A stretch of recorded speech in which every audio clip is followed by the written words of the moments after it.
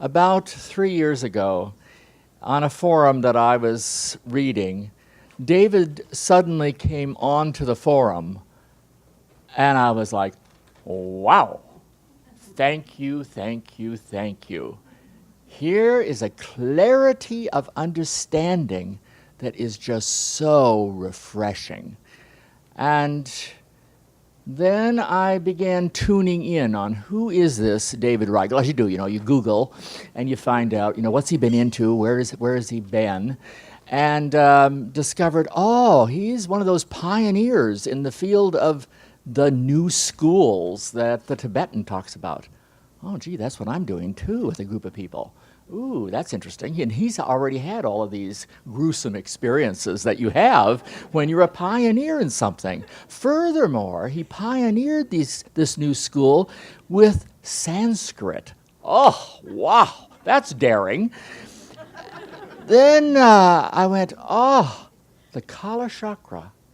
It's a great wisdom field. How does that connect to the ageless wisdom teachings?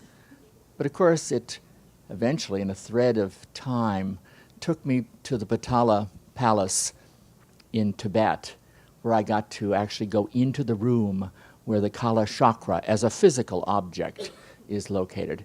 So I'm absolutely delighted that you're here. Please come forward. All right.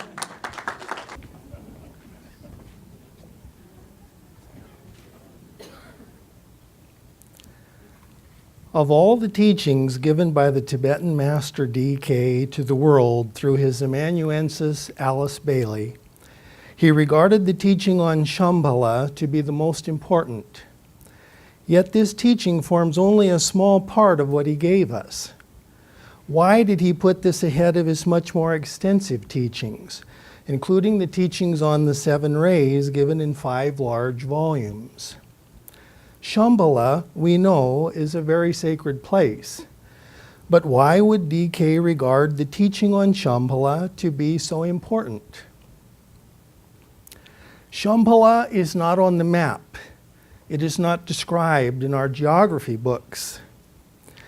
In the great Kalachakra commentary titled Vimala Prabha, the Stainless Light, we find Shambhala described. From this description, artists in Tibet painted pictures of Shambhala. These paintings, or tankas, follow the description given in the text very closely. The artists are not free to use their imaginations and just draw anything they feel inspired to draw. The text describes Shambhala as a large kingdom having 8 divisions.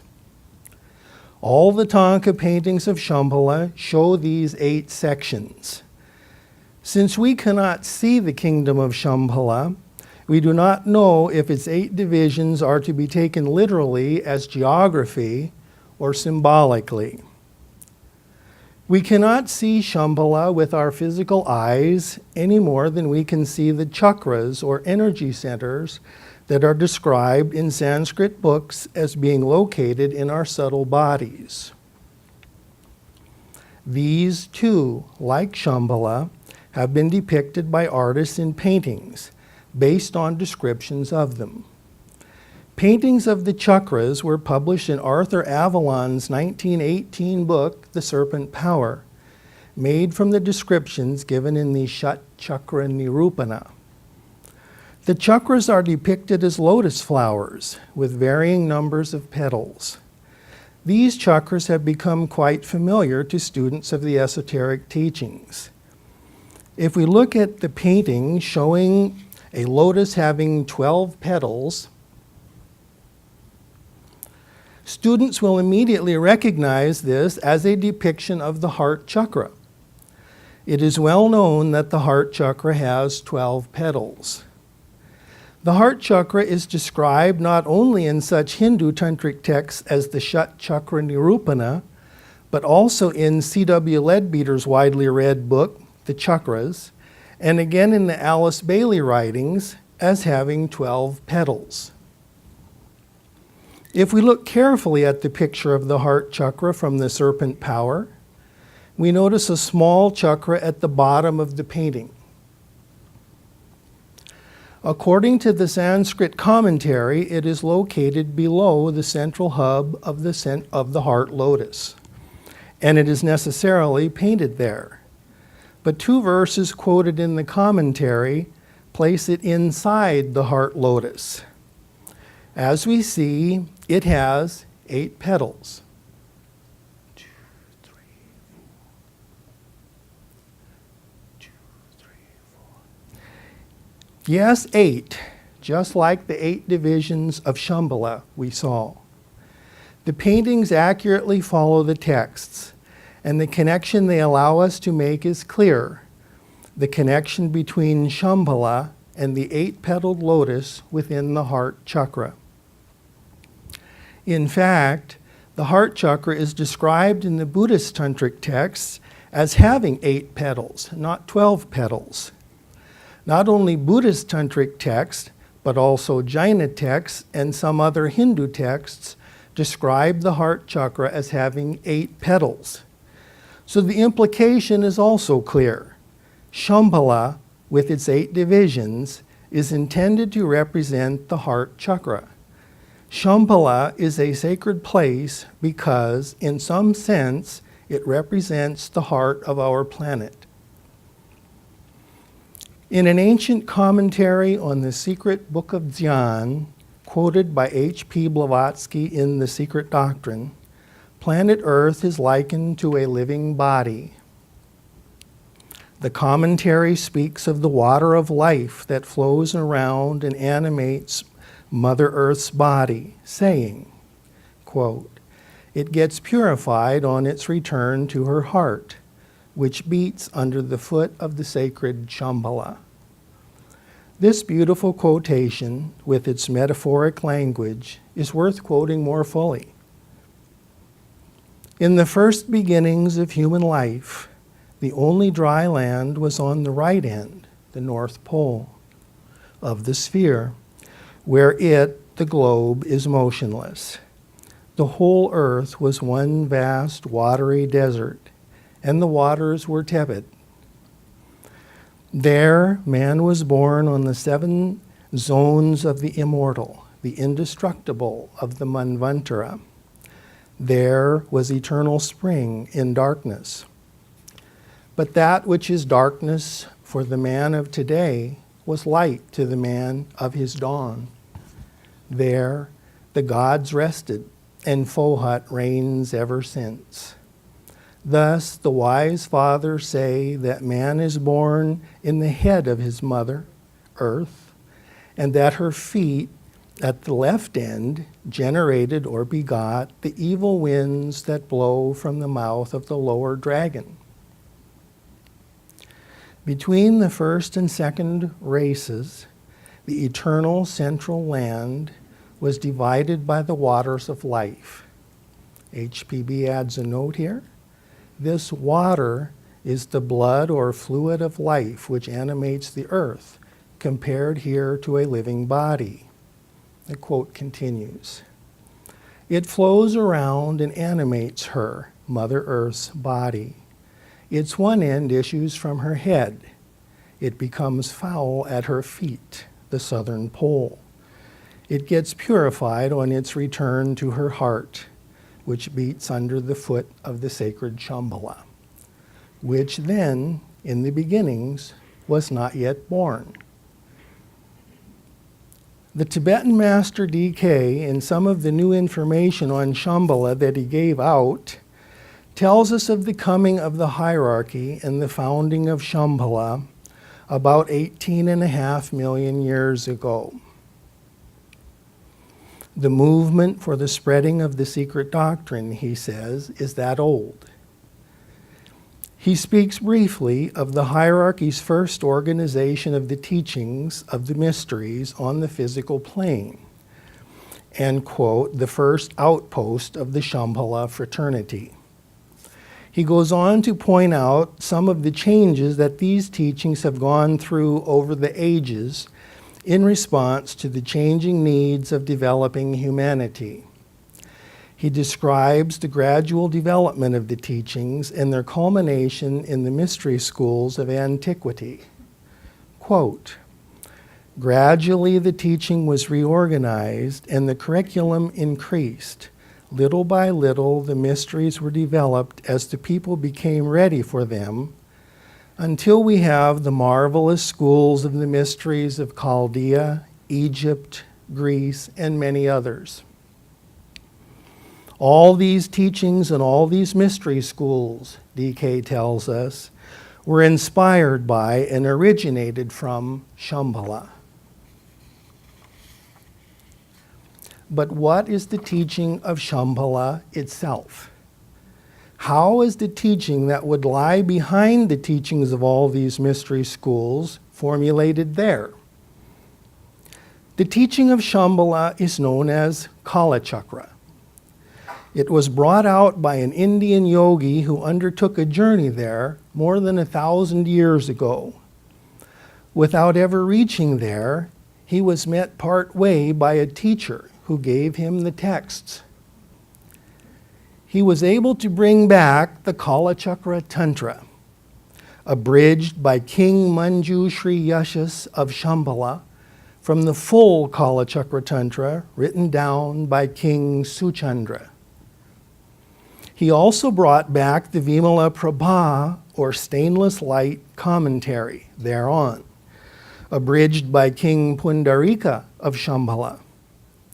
It is from this text that we learn how Kalachakra became the state religion of Shambhala.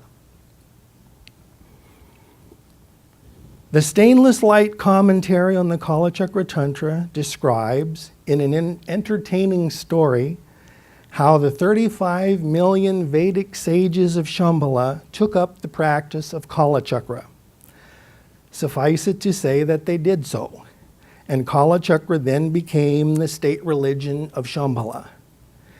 They received the Kalachakra initiation from King Manju Sri Yashas at Kalapa, the capital of Shambhala, after first receiving the Kalachakra teaching.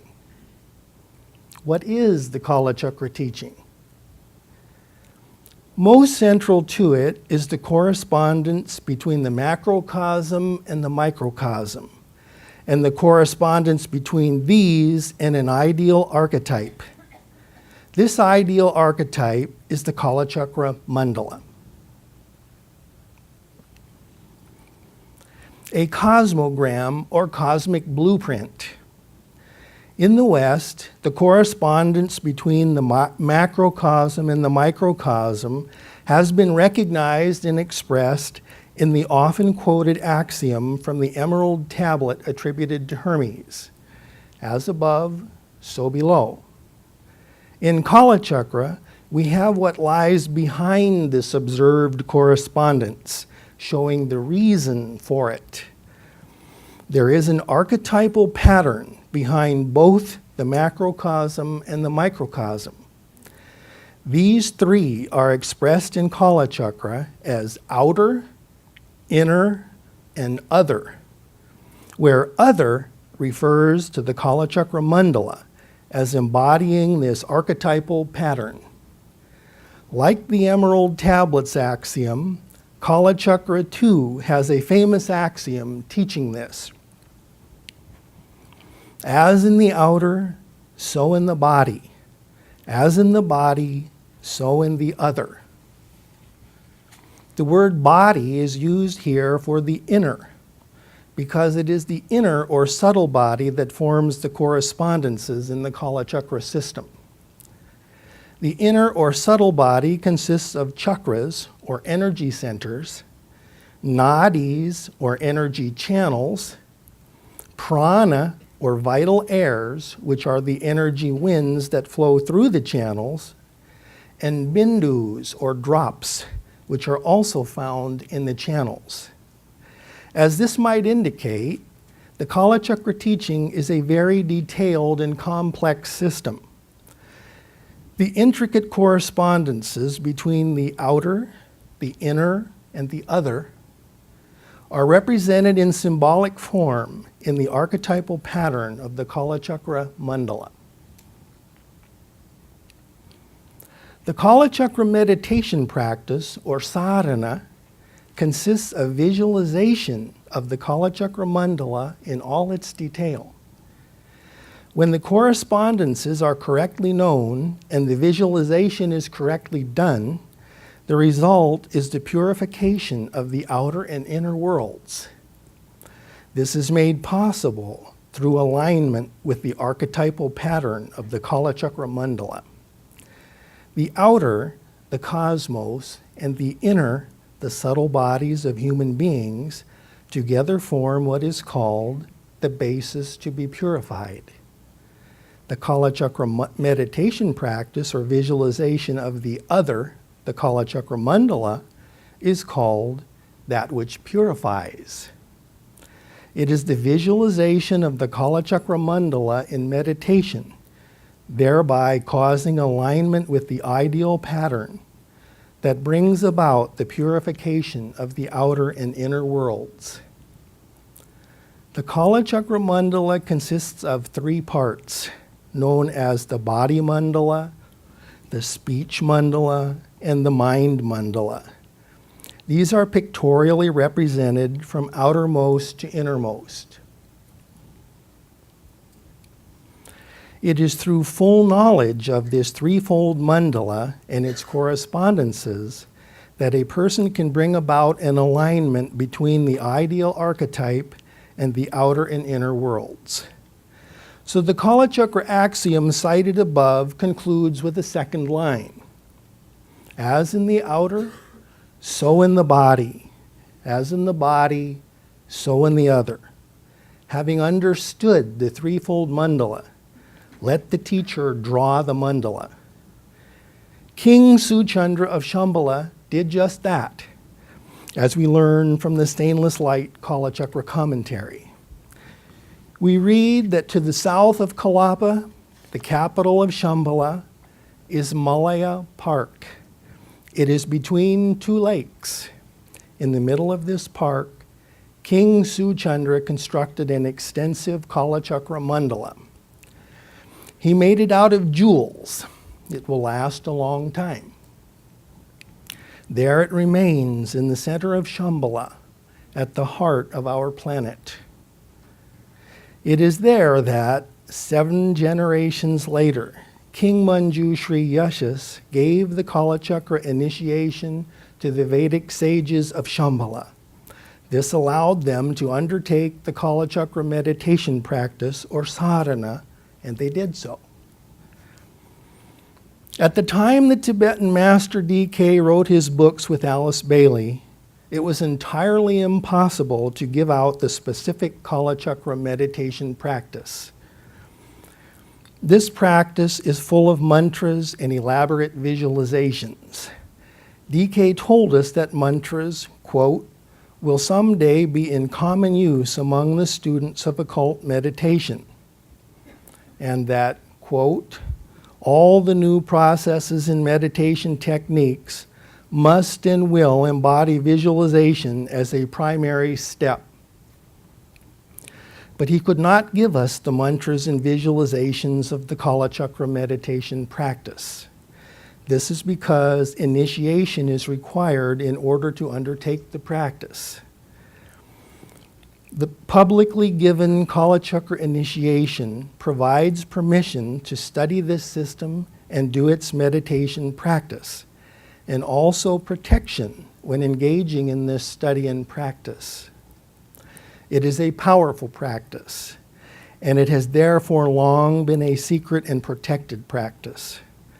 No one can dispense with the requirement of receiving the Kalachakra initiation in order to undertake the Kalachakra meditation practice, not even the sages of Shambhala. What was not possible for D.K. in Alice Bailey's time has become possible in our time. The present Dalai Lama's public work in the world has included giving the Kalachakra initiation a number of times. This Maitreya-like figure, known everywhere for tirelessly teaching the religion of kindness, will be giving the Kalachakra initiation in the U.S. Capitol, Washington, D.C., in early July of this year, 2011. When the Kalachakra initiation is given by the Dalai Lama, the Kalachakra Mandala is first prepared ahead of time. It is carefully drawn by highly skilled monks using colored sand. It is hidden behind a curtain throughout the 2 or 3 days of the Kalachakra initiation. Then, at the end, when everyone has been initiated, the curtain is removed and they are allowed to view the Kalachakra Mandala. It is, at that special time, a very moving sight. There, in an intricate and beautiful cosmogram, is symbolized the altogether new world that they have now been introduced into. For 1,000 years, the Kalachakra Mandala was kept secret. Only those who had received the Kalachakra initiation could view it. Today, the Kalachakra initiation is made available to all, and photographs of the Kalachakra Mandala have been published for anyone to see. Thanks to the many efforts of the Dalai Lama and other Tibetan teachers who were obliged to leave their homeland, Kalachakra, the teaching of Shambhala, has now come before the whole world. Could a foreknowledge that this would happen be the reason why DK regarded the teaching on Shambhala to be so important? Evidence that the Tibetan master DK would have been a Kalachakra master in Tibet was provided in an article published in 1991 in The Beacon. The very fact that DK gave teachings on Shambhala demonstrates his connection with Kalachakra, since Kalachakra is the teaching of Shambhala. When he listed the teaching on Shambhala as the most important of the teachings he gave to the world, he noted that, quote, "Little has ever been given on this subject, only the name was known," end of quote. The teaching that he gave on Shambhala describes his sacred place as the center of will and purpose on our planet. He speaks of purpose or will as the plan, and of the plan as the blueprint. It is the archetypal pattern for the way things are intended to be in the life of our planet. He refers to the custodians of will or purpose at Shambhala. In short, Shambhala is the custodian of the plan. We all want to see the earth conform more closely with this ideal blueprint that we call the plan. We want our planet to be in harmony with the cosmic archetype. We all want to see the plan restored on earth. We mean it when we say the last line of the great invocation that DK gave us. Let light and love and power restore the plan on earth. Although we cannot know the plan, it is known at Shambhala, since Shambhala is the custodian of the plan. No student of the Alice Bailey writings can miss the connection between the plan and the Kalachakra Mandala built by King Suchandra at the capital of Shambhala. The connection of these teachings is why they would want to attend the Kalachakra initiation. The great majority of the people who attend the publicly given Kalachakra initiation do so for the blessing it gives them. The powerful energies that are brought in by this initiation can be felt by everyone. They do feel blessed. Tibetans who attend believe that by doing so, they will establish a karmic link with Shambhala, so that they may be reborn there in the future. A small minority of the people who attend will afterwards take up the Kalachakra meditation practice, or sadhana, which this initiation gives them the permission to do. For these few, this is just the beginning. They must learn to visualize the Kalachakra Mandala in all its intricate detail. This is not an easy practice. Moreover, its almost impenetrable symbolism turns away even some of these few in despair of ever understanding it. Those who do the practice usually do it on faith, the faith that it will lead them to enlightenment and is truly important. Like them, we too have good reason to believe that it is truly important. We know, thanks to the new teaching on Shambhala given by the Tibetan master D.K., that Shambhala is the custodian of the plan, the blueprint for our planet. We know, thanks to the stainless light commentary on the Kalachakra Tantra, that in the center of Shambhala there is a permanent three-dimensional Kalachakra Mandala, a cosmic blueprint.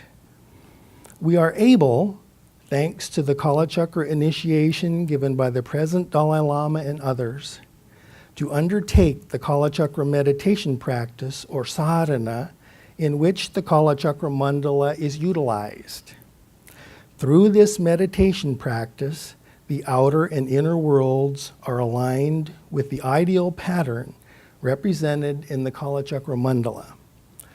Now that this hitherto secret practice has become available, we can do the same thing that the kings and sages of Shambhala did. We have a truly powerful tool to restore the plan on earth.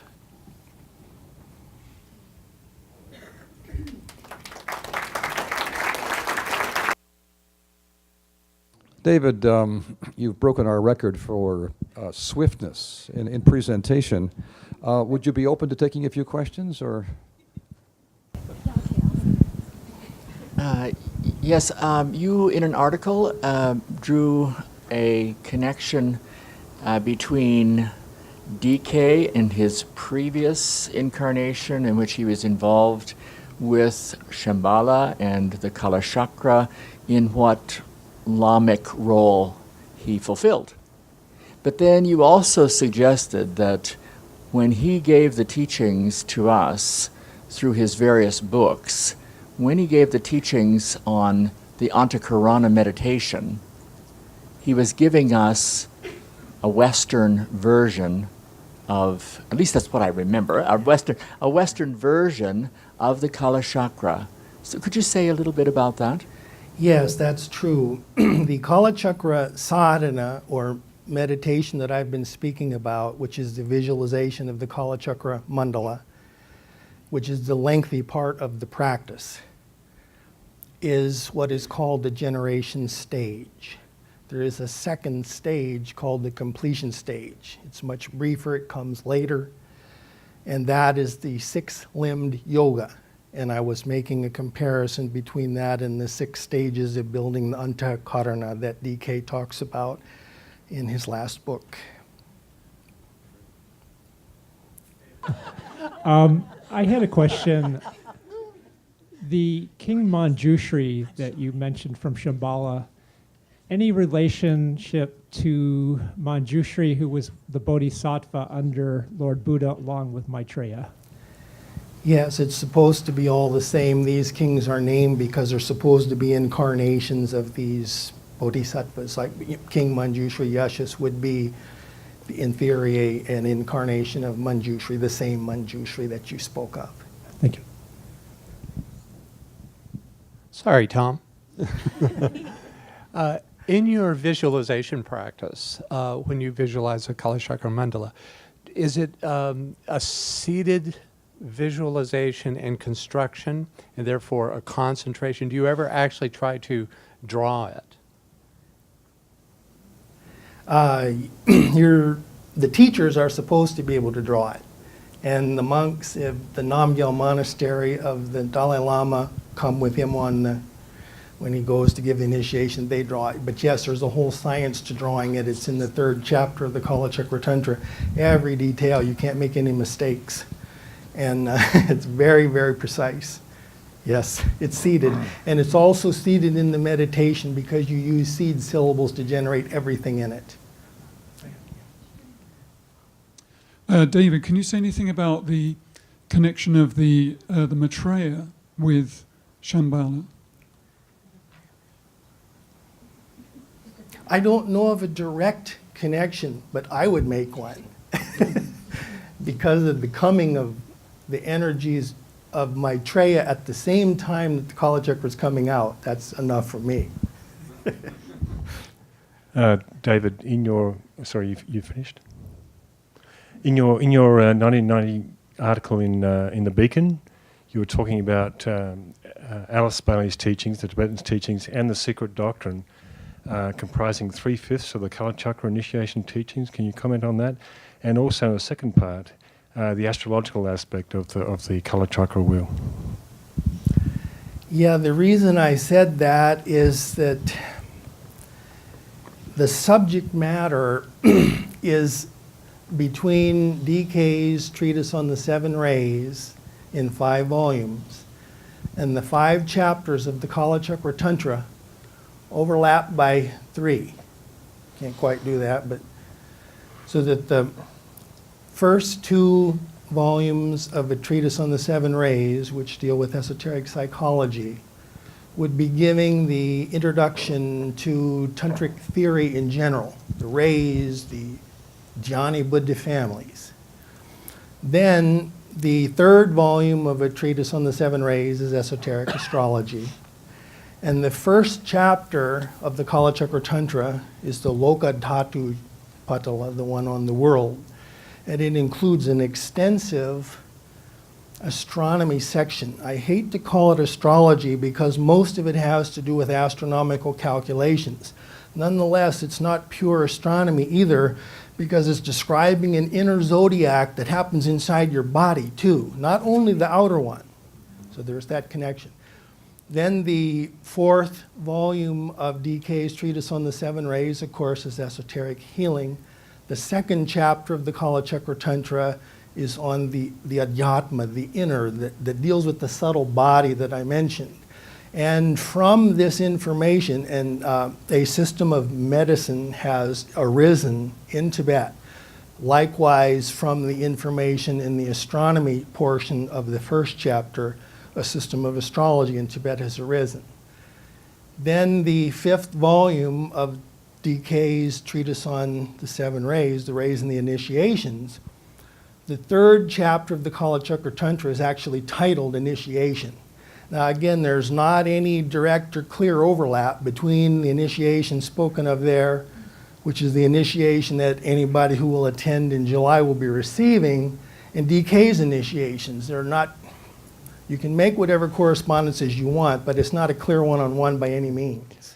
So the other 2/5 of the teaching would be embodied in meditation, rituals, and mantras? That's right. Oh. The 4th chapter is the sadhana, which DK couldn't give. That's the actual meditation instructions. And then the 5th is the really esoteric stuff that I think nobody understands on earth practically, maybe DK. It's on jnana, wisdom, highest wisdom, and it gives all these mantric correspondences with everything that, there's a tiny percentage of Tibetans that do it, and of that tiny perception, maybe 1 understands that chapter. It's tough.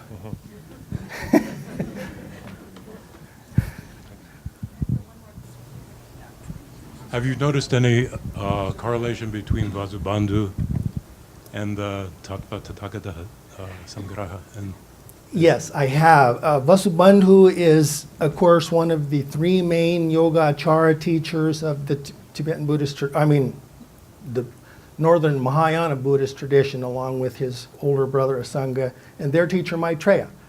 So there is that another connection there. But the Yogacara ideas, the Alaya Vijnana, the foundation consciousness, the world soul, so to speak, that is part of Kalachakra. Yes, so it's not a direct connection because Kalachakra didn't appear in India until 500 years after Vasubandhu's time, but there's a connection at least in the teaching.